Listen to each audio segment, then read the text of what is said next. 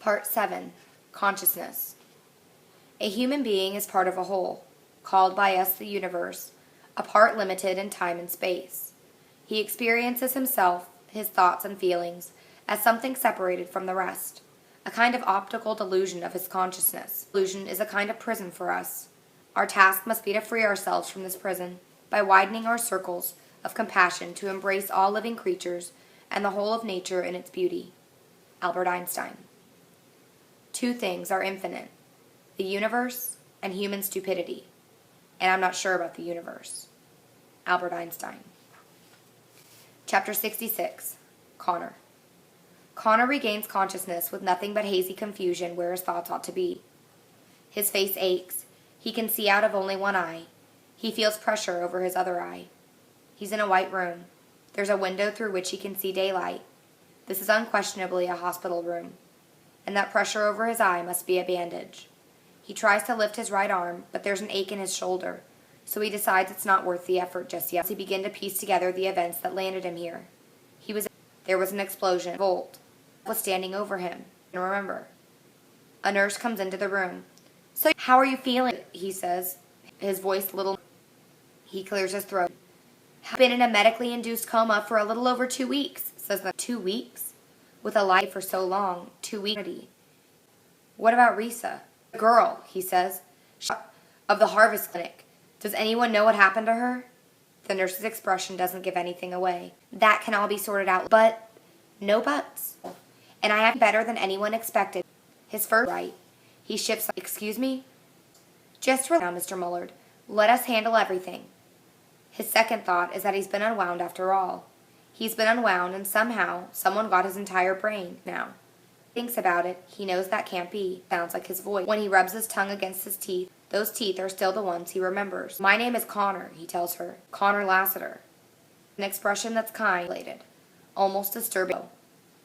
"Well, as it so happens, an ID with the picture charred off was found. It belonged to a 19 Mullard. With all the confusion after the blast, there was really, and many of us agree that ID go to waste." She reaches over of Connor's bed until he's sitting up more comfortably. "Now tell me," she says, "what's your name again?" Connor gets it. Takes a deep breath, and "Robert." "Then my name is E. Mullard." The nurse holds out her hand to shake his. "A pleasure to meet you, Robert." Connor reaches and gets that dull ache in his shoulder again. "Sorry," says the nurse. "Fault." She shakes his left. "Your shoulder will feel a bit sore. The graft is completely healed." "What?" The nurse. "Me and my big want to be the ones to tell you. Back now, isn't it? The bad news is that or your right eye. The good news is that you qualified for emergency transplants. I've seen the don't worry. It's a decent match. Well, than your left one, but some good can even that out." Connor lets it sink in his mind. Physical therapy. It's a lot to get used to.